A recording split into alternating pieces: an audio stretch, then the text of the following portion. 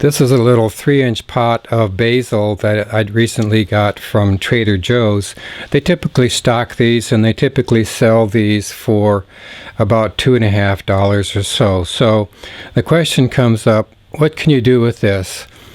Last year I bought a number of these and grew quite a bit of basil, and then of course the plants petered out because they're in these small pots. So recently I bought another one of these, and here is what I did with it. So I took one of those 3-inch pots and tipped it out the bunch of plants and very carefully separated the plants by the roots, and what I got was 22 plants out of that little 3-inch pot, and I put these into my little miniature Dutch buckets, and hopefully you can see here that nice collections of roots are growing out of the bottom of these plants. Basically at the bottom, of course, there were a few roots there. Of course they were damaged by being transplanted, but I put them in here, and in these miniature Dutch buckets they do have a reservoir of highly saturated cocoa coir, which kept them all alive. I did not lose any one of those 22 plants.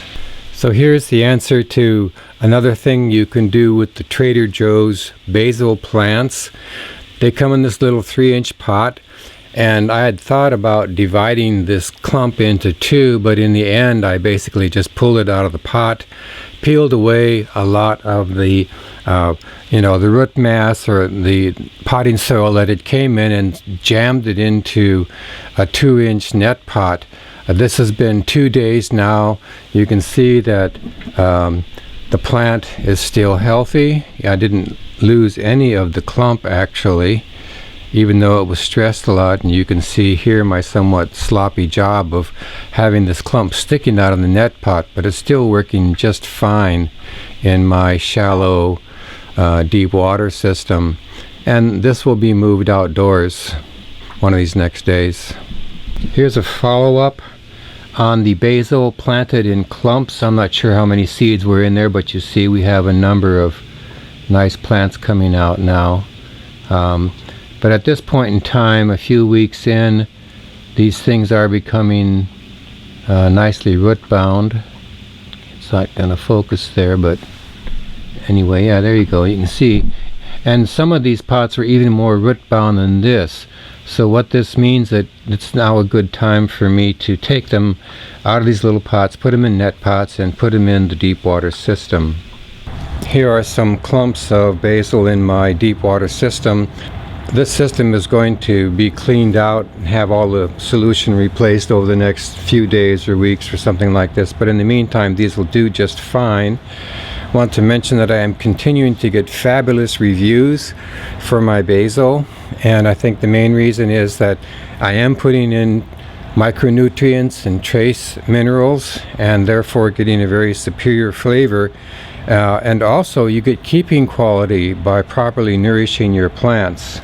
So I will be following up on these. I think I've mentioned in the past that I'm going to have like about 100 clumps or individual plants of basil running this spring and summer, so I'm intending to start selling that. Actually, the other day I offered somebody a sample of my shard, which is very nice as well, and he asked whether or not I was giving it or selling it or what, and I said, well, for now I'm giving it. This is my .com year of giving out free samples, actually the second year. So very quickly here, people are offering to pay for my produce, so I'm pretty confident that with a little bit of effort I will be able to sell some.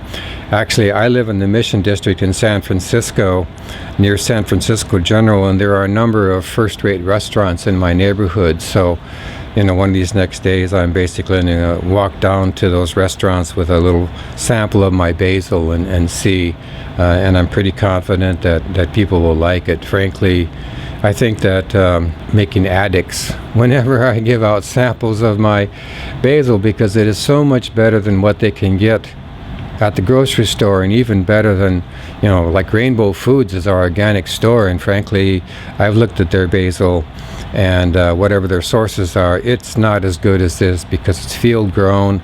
Sometimes people leave it out there long enough to flower, which changes the flavor, and they are not necessarily feeding it properly. So I would say this is pretty much a wide open opportunity for me in the city of San Francisco or the metro.